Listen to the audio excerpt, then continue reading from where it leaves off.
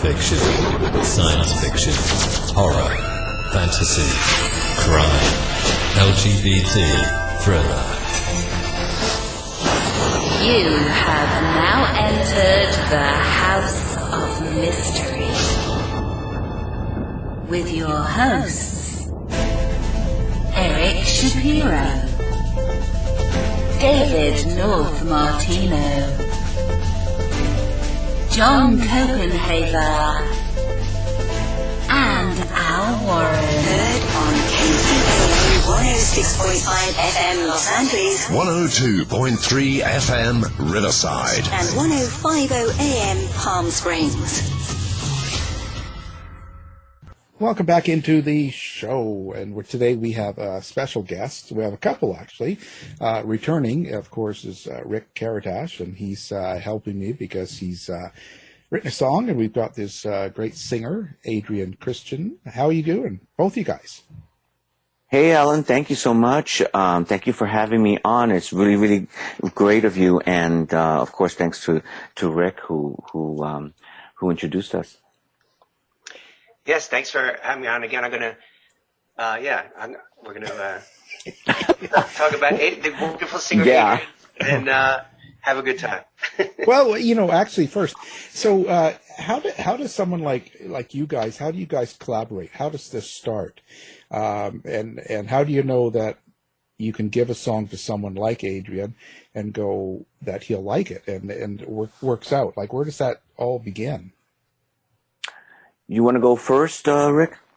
All right. Yeah. Well, I had done a video to the original version of the song, and Adrian was actually an actor in the video.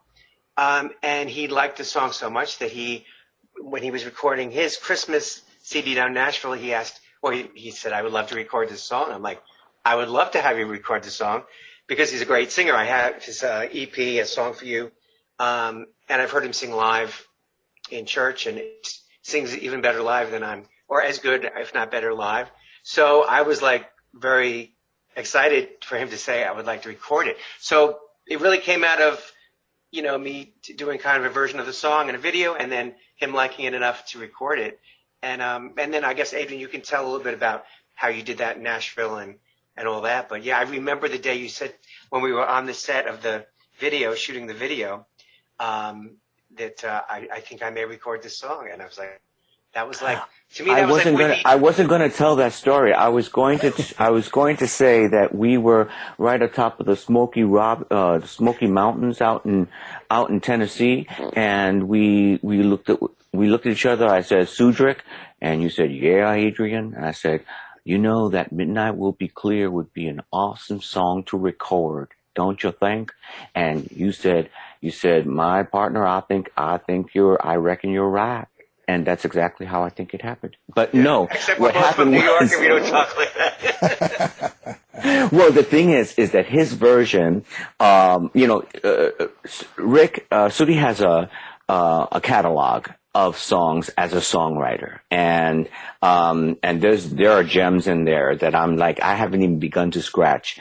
And we became friends over the period of a year and a half. And when we met, we were both about to release. I was releasing the CD. He was releasing his book, Rainbow Relatives. And so a friendship struck, a genuine friendship. And then, we were very much in common, East Coasters, New York, both came here for the same reasons to Los Angeles. And then this song, he had a couple of songs that he was doing these short films for, but he wanted to make a video for Midnight Will Be Clear as a short for film festivals, and it got admitted and recognized by some film festivals. So I shot background for it, but upon working on it, I said to him, I would love to record this, and he said I'd be honored, and I, sure enough, true to form, I kept my promise because I was recording 2 albums, one being a Christmas album, and there would be 2 originals, this one and another. And so I was in Nashville at the beginning of the year already recording it.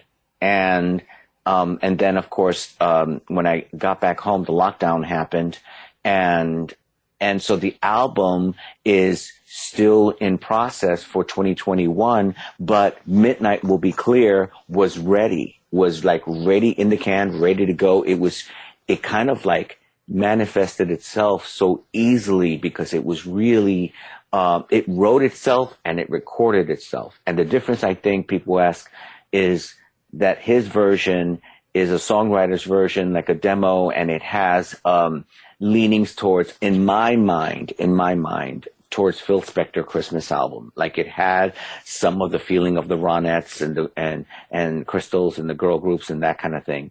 And mine, with my voice, it just lent itself to country. It just kind of went there. What do you look for in a song? Is it something that it says? Is it like a feeling, a melody? Like what is it that will catch you and you go, this is it? There has to be, I mean, I don't look for like the most commercial things, but there has to be an intangible thing of like, oh, there's something magical in here. There's something in there. And it has to feel authentic, like real, not just manufactured and formulaic. So, although there are times when, one can do, certain things that are formulaic to R&B or pop or whatever, that's okay. But the song, the foundation has got to be real to begin with. So this rung really, really real to me, and it spoke to me in such a deep way because I'd never heard, Alan, a Christmas song that spoke about being sober, that spoke about, to the recovery community, someone who dried up and stopped drinking. And then suddenly, so this man, became sober and he's about to have the best Christmas of his life because now he can see clearly. So that to me was original. Like I had never heard a Christmas song like that. I don't think anyone here has. So, and yet I've never had a drink, and Rick is not a drinker. And I'll drink on it. I'll drink to that, right? No, I drink on occasion, any occasion. No. But it was not that kind of it wasn't like you don't have to have the experience of a song to sing it, just like you don't have to have the experience of a life tragedy to act it as an actor. You have to draw upon things to be able to do it. And this being a story song, it just, again, it lent itself to being country. So it just shot at me like I heard it and I thought, Adrian, this is your song. This can't be anybody else's song. Rick wrote it, but he honored me with being the first recording artist to officially release it. And I felt a little bit like Tina Turner when she did Proud Mary. She always believed it was hers. Huh. Mm. She has nicer legs. Sorry, but. Oh. well, there you go. Nothing like that. You'll have to work on that. I will. But Tina and I are both Sagittarius, so we got that going on. Oh, there you go. Yeah. Better be good. Yes. I just wondered. So because as a writer, you kind of have to do that. How do you get inside to make it real? Because you were saying, okay, so you don't really drink. It's not really been an issue. Alan, I love this question. Because I'll never forget the day we recorded it.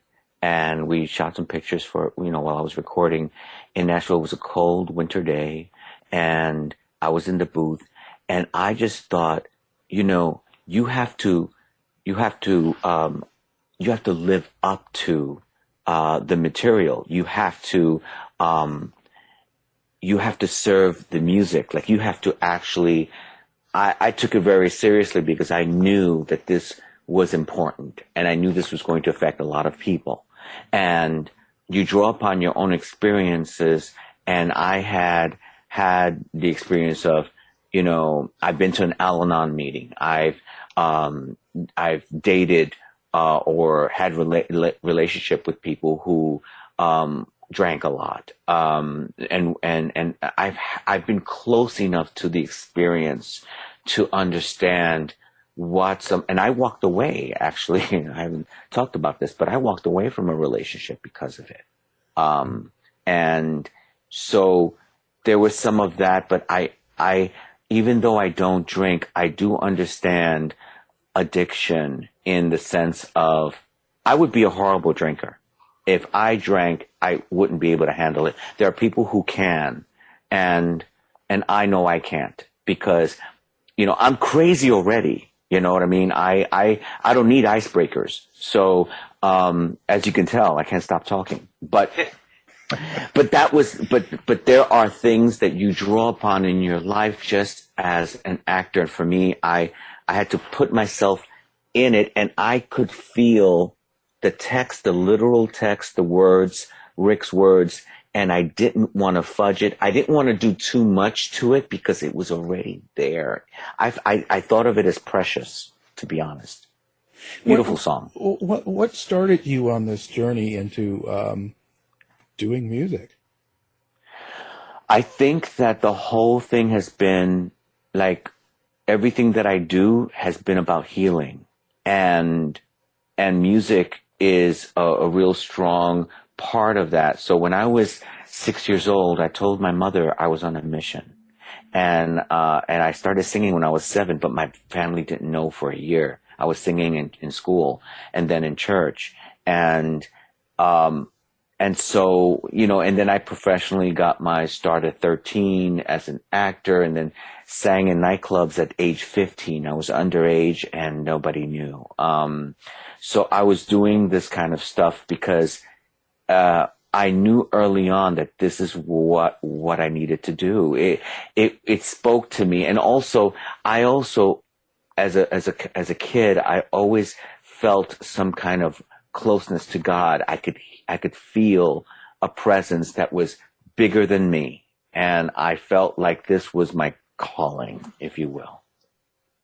Well, that's interesting. So how did you know when it was time to pursue it? I mean, you start as a youngster, and you're working your way through it, and you're feeling it. But what was that point that you had the confidence to actually go with it? And you're basically putting your life on this, like you're putting it on the line in a sense. You're going, okay, this is what I'm going to do. But there has to be a turning point there where you're going, yeah, this is what I am. Pretty amazing. So many things running through my mind. Being a kid, trying so many times and failing, and doing my first concert at 21, 700 people showing up, always trying and never getting it quite right, and stumbling upon, doing all the small rinky-dink bars, and trying out your material, just like a comedian trying out their material in clubs in front of strangers, and falling flat on your face, but there's something in you, and you're the only one that knows it, but people don't really see it yet, because until you really believe in yourself, and until you really believe that this is exactly where you belong, because I never believed it. I never believed I belonged. I was trying for all these years. I tried to audition to high school performing arts in New York, and I was rejected because we had moved over to New Jersey. And so there were so many, you have to have failure. You have to endure failure, and you have to extrapolate the lessons from all of those things. And then, so I had I was in the hospital, nearly like dying, and anemia, malnutrition, you name it. I was just like gone.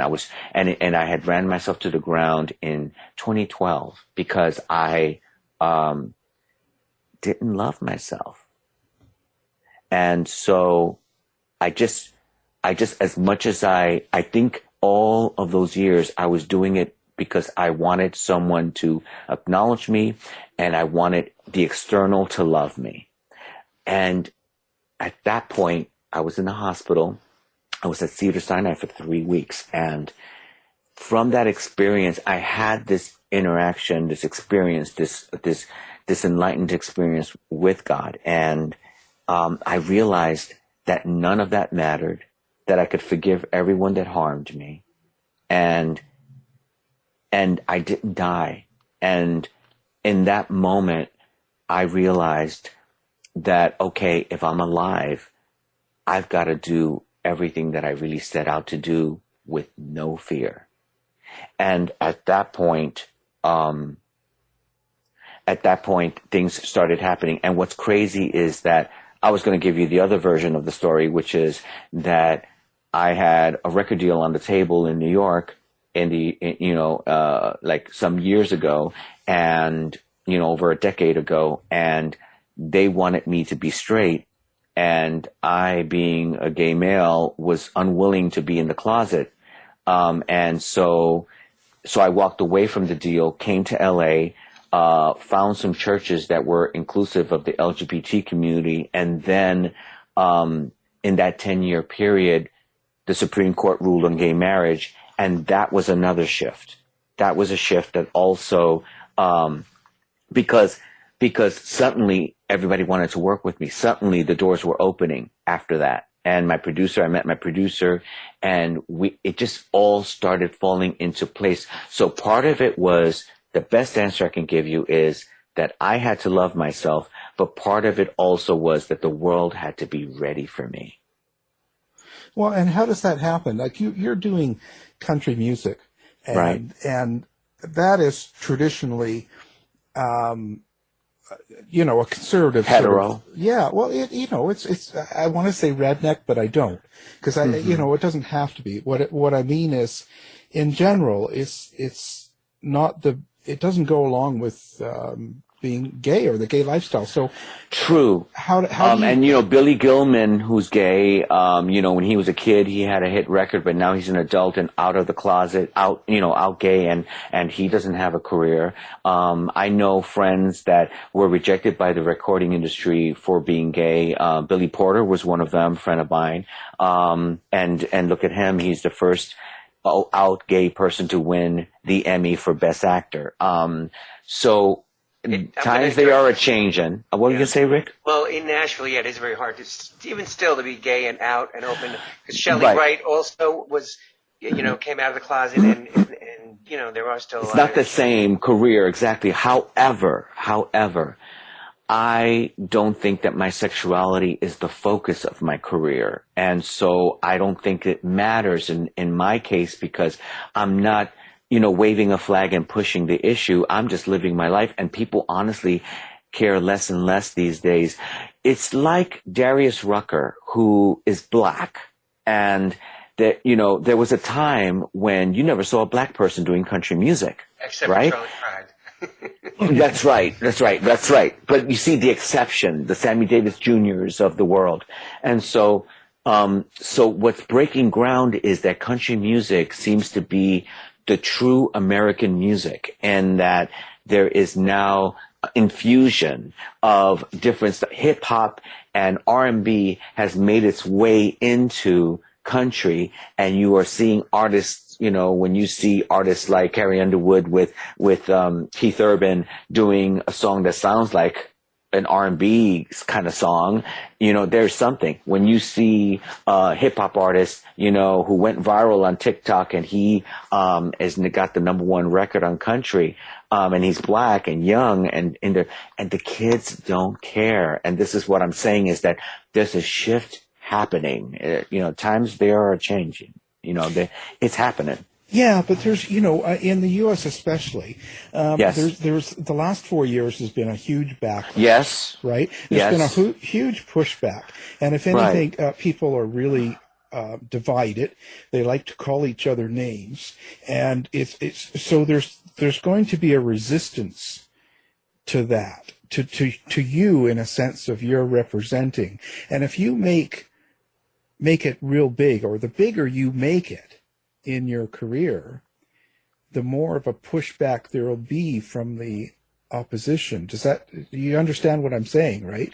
I completely understand, because there's a pendulum and it swings one way and then it swings the other way. In the last 4 years, especially, what I really found that got revealed more than anything was how racist we all already were, or at least prejudices, and how the country has been more racist than they let on. In other words, they've always been, I believe that people have always felt this way, this divided way, and it's only being revealed because there was a catalyst a channel that was opened for them to really come out and be this way. It was happening. Black people and I have black in my family. I'm Puerto Rican, and so black people have always felt this way of like. Imagine you're growing up and you don't see any programming on TV really, or movies where, you watch shows like Friends, and there's not a black or Spanish person in there, and they're in New York. You wonder we wonder why they feel so disenfranchised and on the outside, because there's no inclusivity. And then when you see a black show, it's a black show, and the world is not like that. So what I'm saying is that this is true. Hatred will always be there, and my job is not to decide how other people feel. My job is to not give a shit. I don't know if I can get that on air, but my job is to be myself as authentically, and people can take me or not, but it's not me that's up for judgment. It's my work. I hope that people will look at my work, and I think that my work really takes center stage. If they like it, they like it. If they don't, that's okay. I know people who say, oh, I'm not crazy about Cher's politics, but I love Cher. That's that kind of thing. It's like, you don't have to, I'm not asking people to like me. I'm just asking to be able to have a place in this world like everybody else, and have my work out there. And Rick and I are doing works that, speak to reflecting real life, all people. Well, I think that's true. I look at it that way myself. Yeah. Because there is backlash to Yeah. my show. But, you just got to look forward and pay attention. Yeah, I'm to like, what bring we're it doing. on. It's okay. You could say whatever you want to say. I go on social media, and people, over the last 4 years have said all kinds of things, and people, it doesn't matter. So, you could say anything when you're hiding behind a computer with a fake name and no picture. I mean, you could do that and troll anybody. But the truth is that I'm standing with my face, my name, my reputation, and I speak truth to my truth. And I have tried to encourage people to see other views, but I'm not there to change people's minds, because people already decided where they were. They already decided who they were going to vote for in 2016 and 2020. You either are a person who cares about the human race and others, or you are a person who only cares about yourself. So with all of this going on around, this is an everyday life. Everything, to social media, you turn on the TV, you turn on the news. Everywhere you go, there's been a lot of tension. To throw in COVID and everything else in 2020. Mm-hmm. And I my opinion is that you are singing from your heart. It's very important to you to get something across to people. So that's how I feel. But does all of this outside stuff affect the way you, inflect what you let absorb into you as you do these songs?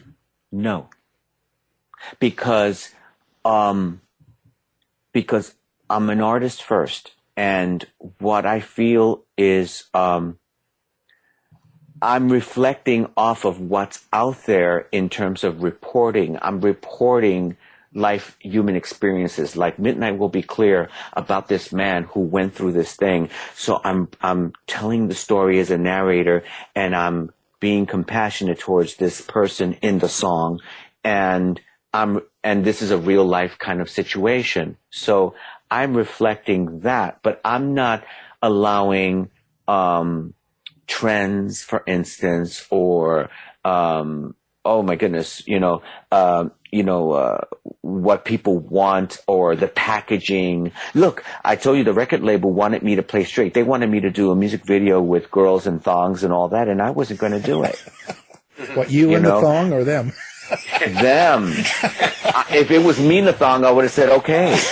But no, I just feel like, I don't have anything against women. I love women. I think women are beautiful. I think women are beautiful naked. I have no issues with women like that. It's just that it wasn't real. It was, how many artists have you seen over the years that were packaged and manufactured? You get a Britney Spears who becomes really popular, and then 10 Britney clones come on afterwards. The music industry is like that. They try to, they run a trend to the ground because it's all money. But what happened was the internet came. And when the internet came, it knocked down the music industry big time. And then indie artists like myself could afford to do our thing and be ourselves. We didn't have to be polished and packaged by the big record label. So that was a good change. It's harder to get, the big masses and numbers, but at least I can live with myself, Yeah, it's real. What do you suggest to someone who is, let's say, in your shoes 10 years younger, and yes, they're kind of not sure what to do? Because the music business has changed. It's way different now than it was in the 80s and 90s and the days of how people get their music. So what do you suggest to someone that's young, that's starting out, and they're serious about being into a career of music and singing and that? What would you tell them for advice?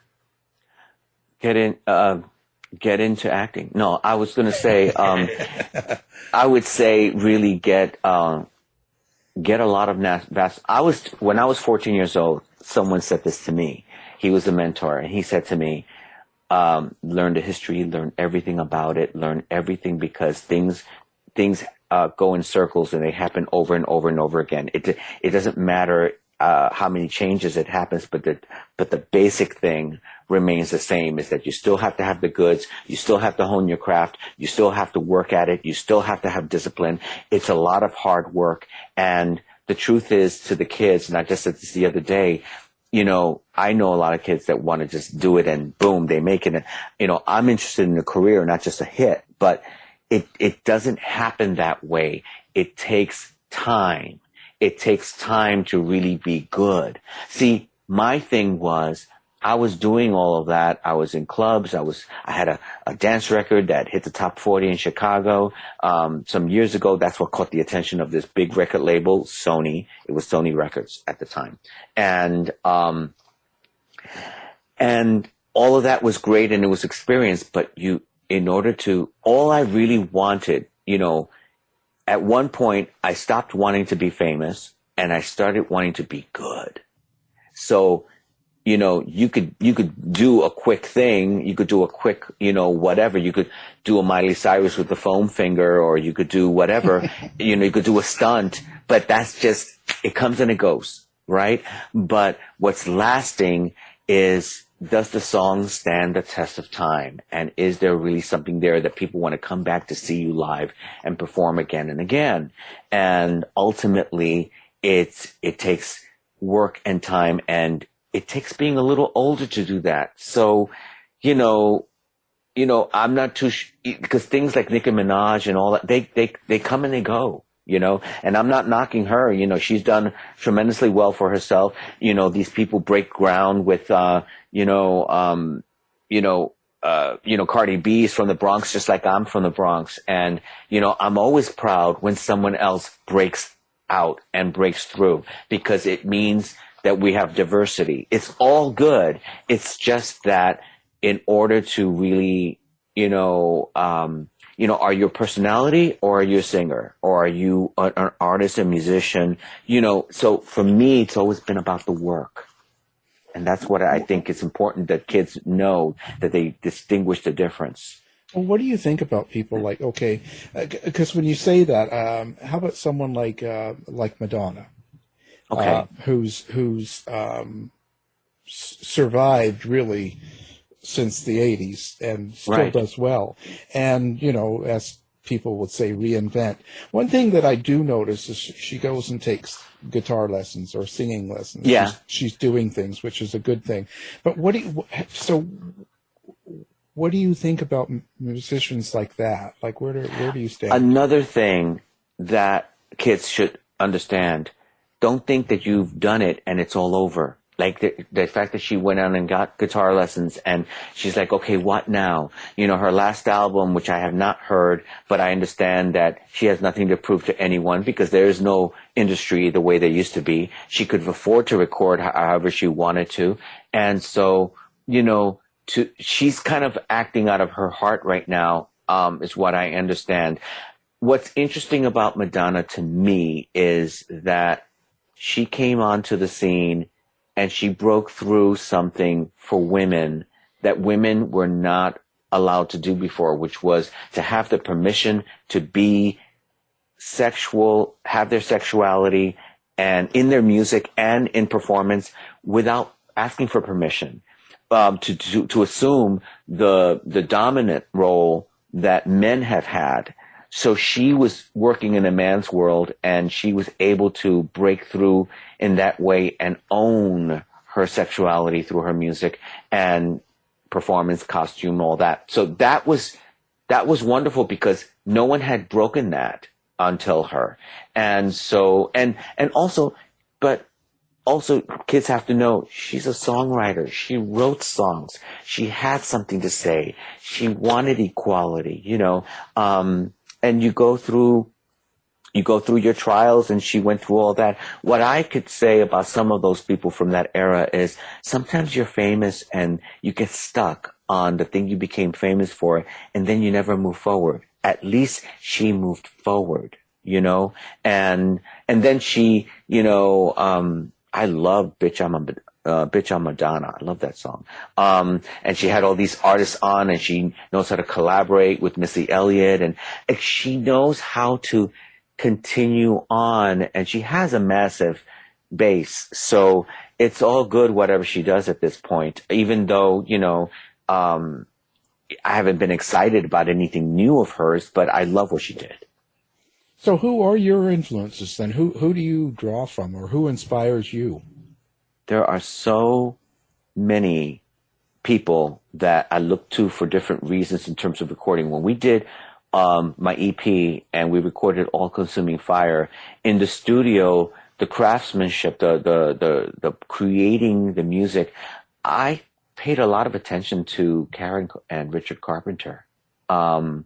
I paid attention to people like that who really had lush arrangements and how they, Neil Diamond also had orchestrations, symphonic kind of arrangements for, pop rock songs, and some of them being, like Holly Holy, some of them being, a bit gospel, touch of that too. So Donna Summer, was to me an amazing artist. Cher is, someone who took a long time to find her musical voice, but she's always been like the greatest cabaret star of all time, and meaning that on stage, concert, live, she's a master. She's a master class in that. I'm a pop singer first and foremost, but all of the, country music, we have Dolly Parton, we have Crystal Gayle, we have, so many, and relevant country artists that you hear about now. Reba McEntire, I loved. I can listen to, Blake Shelton or, like I said, Keith Urban earlier. I can listen to a lot of these guys. But there's some others like Juice Newton, people we haven't heard of. Like there's some obscure things that I love, you know. So I draw upon everything. There's just so many. I have I have a complete Beatles collection of vinyl mono box. I have Fleetwood Mac. I can go on and on. My record collection is incredibly diverse. I listen to records. I listen to vinyl. Yeah, I hear Rick's got mono too. So Actually, you know, I did have mono when I was like 30. Everybody gets mono when they're like a teenager or in high school. I got it when I was like freaking 30. Rick, everyone doesn't get mono. Hate to tell you. well, that's amusing. Yeah, everybody gets it. Don't worry about it. Yeah. I'm posting that online. I was listening to the show that with Rick the other day, and I was thinking to myself, like he was giving all the stories about, you know, about being a caterer, and, and I wanted to talk to you guys. I wanted to jump in on that show so badly, but go ahead. Yeah, he's a character. So he truly is. Some people say I'm a card. Some people say I'm a deck. Boo. Wow. So where do you playing live now that COVID's out and all this has been happening this last year? I'd imagine a lot of your live shows are just not happening. So do you really like playing live? Is live more important to you than even recording, or where do you feel? It isn't more important. It's a part of the process, because when you asked earlier about like, does outside influence what you do when you're creating, my live performances give me a gauge as to if I'm connecting, you know, if I'm really making a connection. So in that way, I care about live. And also, you know, we have such a great time, and it's an experience, a shared experience, like a spiritual experience when singing live. But I was fortunate that at the top of 2020, I was recording. I'm doing so much recording that, and I've been working, you know, we mixed and mastered Midnight Will Be Clear virtually. We did it over, you know, over FaceTime. So it was not, but I had the vocals already done, and I'm in one room by myself, you know, and then there's, you know, and then there's Kevin Leach, a shout out to my producer, who is amazing, and gifted, a young guy, young cat, who, by the way, he didn't care about this gay thing. He was just like, what? He just made no sense. Kids don't get this thing that we're talking about, but we grew up in a time when, you know, you could lose your job for being gay, you know? It was not long ago. And people didn't want to appear in the Pride March because they would be found out, you know, things like that. People, like I said, Billy Porter, he lost a record deal, with A&M Records. I'm naming names right now, but it happened. And so people are different now, but they don't realize what people sacrificed for us to have some of these freedoms. It's trickling slow, but it is happening. It's not the same as it was. You know, I wouldn't be able to be here talking to you. I couldn't get a phone call returned. Well, yeah. Exactly. Thank you, Ellen. No, that's, well, how do you find it hard to meet people now, that you're recording and you're sort of, this is a career for you, and you're sort of in the spotlight. People see you, they know you, and how do you know who you can trust people and when you interact with people? Wow. You know, Rick, Alan asks questions nobody asks. I know. Amazing. Well, if we're talking about being single, I have a hubby. I'm married. And he is the sweetest, the most amazing man. When we met, I was coming out of my truth from that experience that I had. So when my life had changed and everything shifted, everything changed after that. By the way, that hospital experience, everything changed. And that's when everything started. And I had given up wanting to meet anyone I thought, okay, I can be single. My mom's coming around. My mom's around, and I have friends, dinner parties. I could, dinner parties. Whoever says that anymore. But and I would be happy. Movie nights and stuff like that. As far as people, yes. People have come and gone. People come around, and you could tell after a while. If you're around long enough, you realize when people are really there because of you or not. I've gotten better at it. So, but yeah, I have met quite a few characters over my time who were around because they thought something was happening, but then my career took so long to happen that they just dropped by the wayside. Now it's like I'm getting hot, and now people are suddenly calling me. No, bye. Yeah, the old, don't you remember me? I'm like, who? Madonna calls, I'm not here. Remember that song?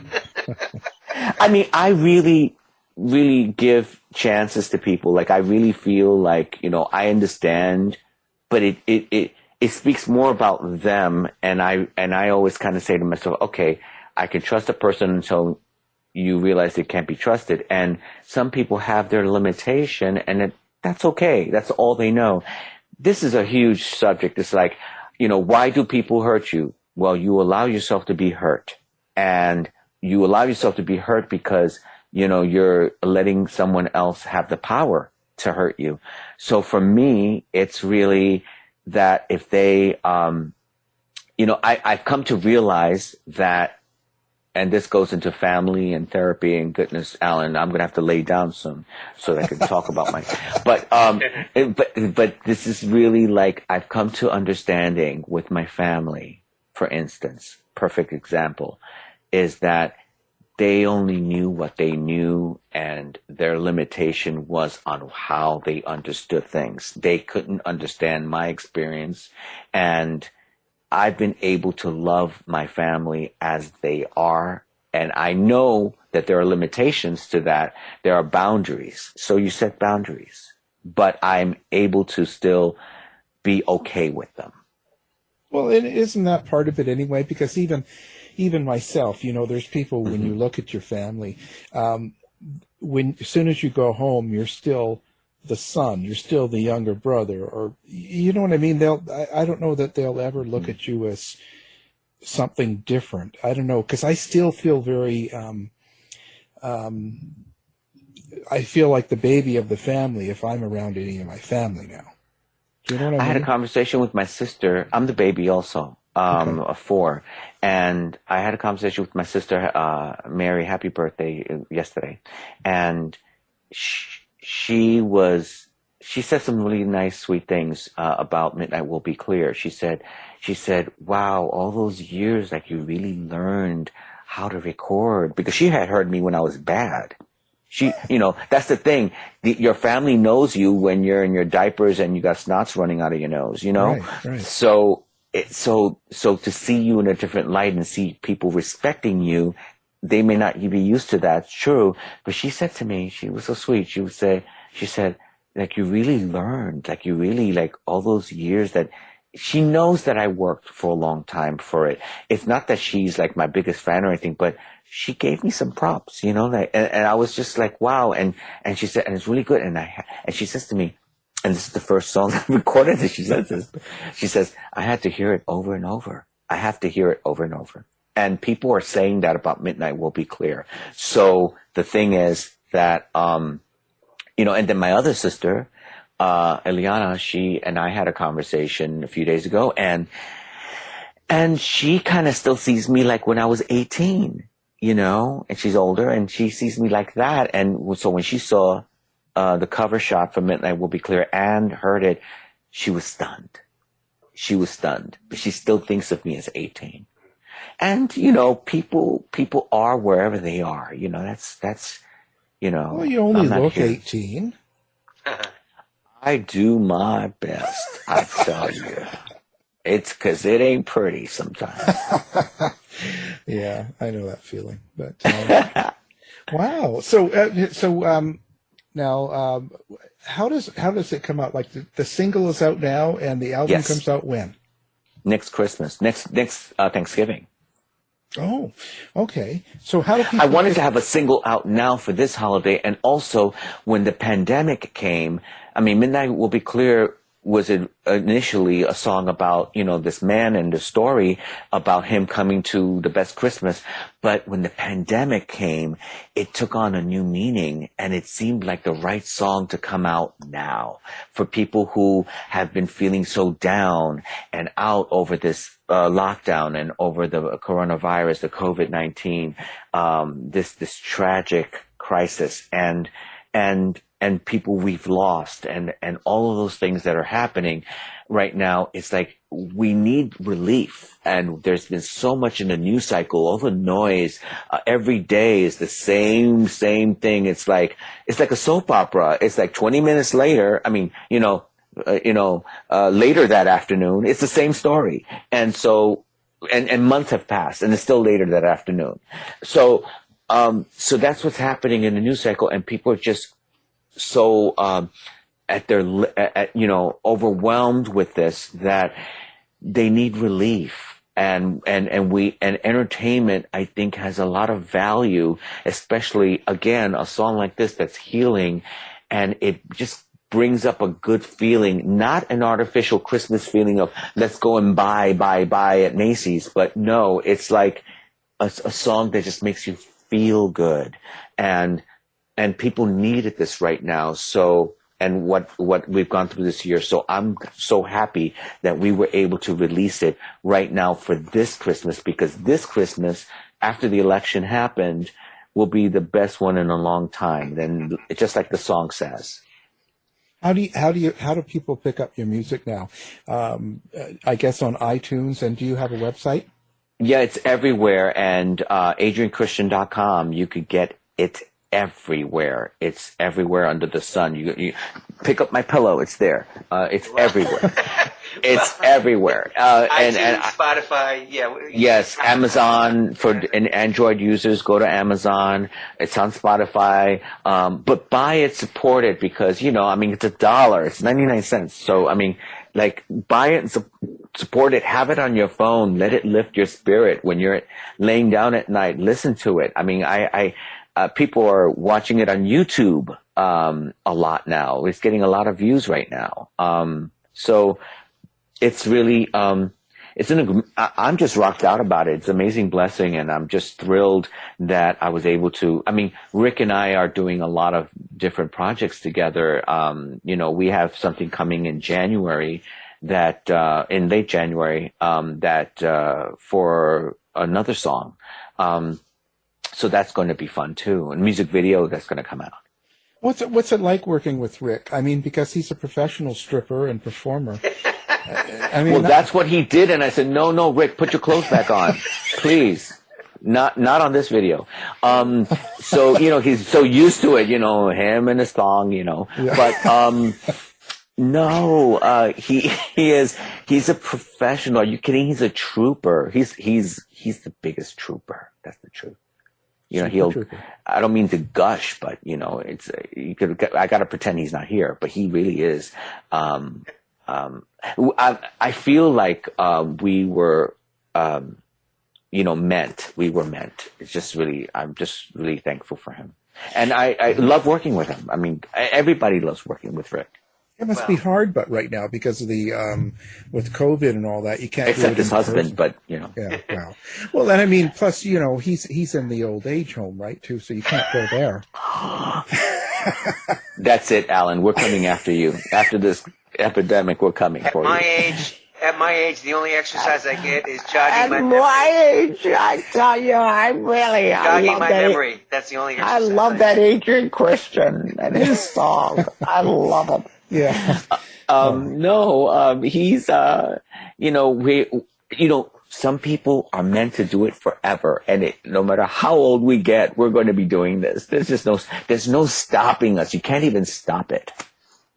Oh, I guess, yeah. And, you do what you love. And the world's a much easier place in the sense of doing things now than it was even 20 years ago, too. Isn't it amazing that we can Well, not everyone has the luxury of doing what they love. You know, some people putting food on the table is so difficult they can't get a job. Some people don't really know exactly why what their purpose is. So I don't take this for granted. I don't take this for granted. And also, my doors were shut for so many years. So I don't take for granted that I have this opportunity right now and that I'm doing stuff that people love.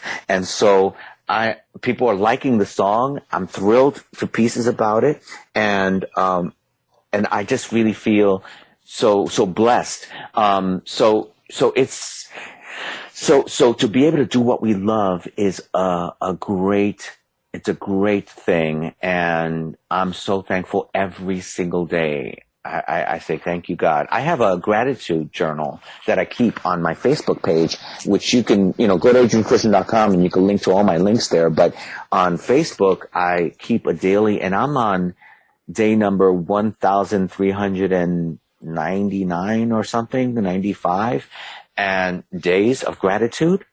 And throughout this time, I got the EP made. I started recording all this stuff. My life changed just by being grateful for what I have. Your phone was ringing. Is that Madonna? Did you put her on hold? If it's Madonna, tell her. I just did it on my watch. Because I don't know where the phone is. You put her on hold? My God. Well, yeah. Yeah, she can wait. I mean, Rick and I have a hit record. She's got to wait for us. Yeah. She's in line now. She wants to work with you, see? Yeah.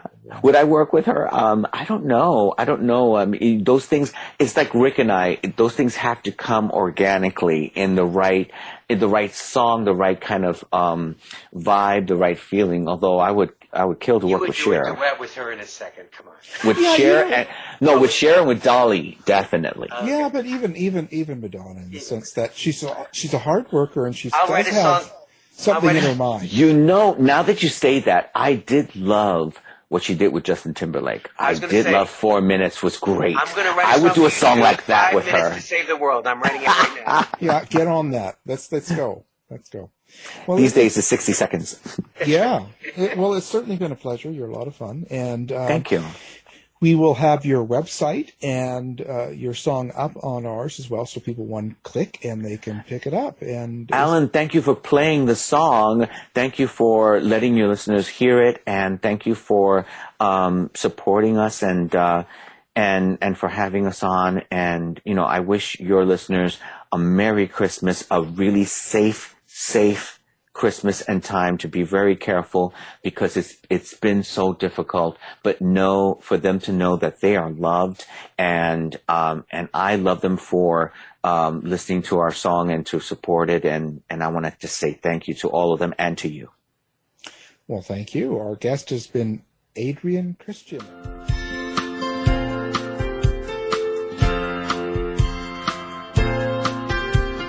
It's Christmas Eve in the past. He would go to midnight mass. He'd sing songs of praise with gin on his breath, his mind in a haze. Not a day went by. He didn't need to get higher. The taste of his drink, as sweet as the sound of the choir. His favorite song of the season is always ringing in his ears. His New Year's resolution, he put down the bottle, it's been almost a year. This Christmas will be the first one in a long time. Midnight will be clear. Midnight will be clear. He'd been on a downhill slide, lost friends, his job, his pride, till he sank to his knees, looked up at the stars, said, Lord, help me please. As soon as he did, he felt peace in his soul. On this holy day, he'd sing that glorious song of old. His favorite song of the season is always ringing in his ears. His New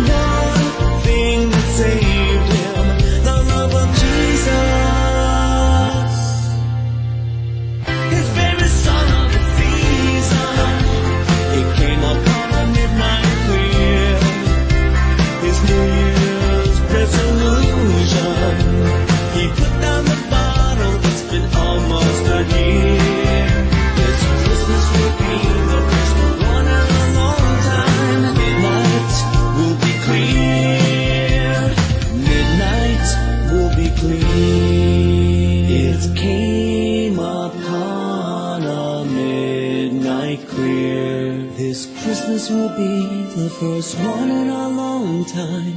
Midnight will be clear.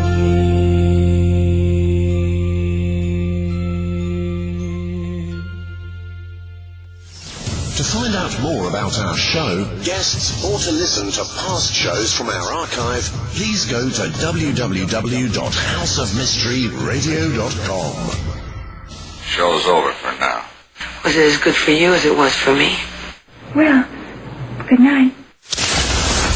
This has been a production of Something Weird Media. I'll be back.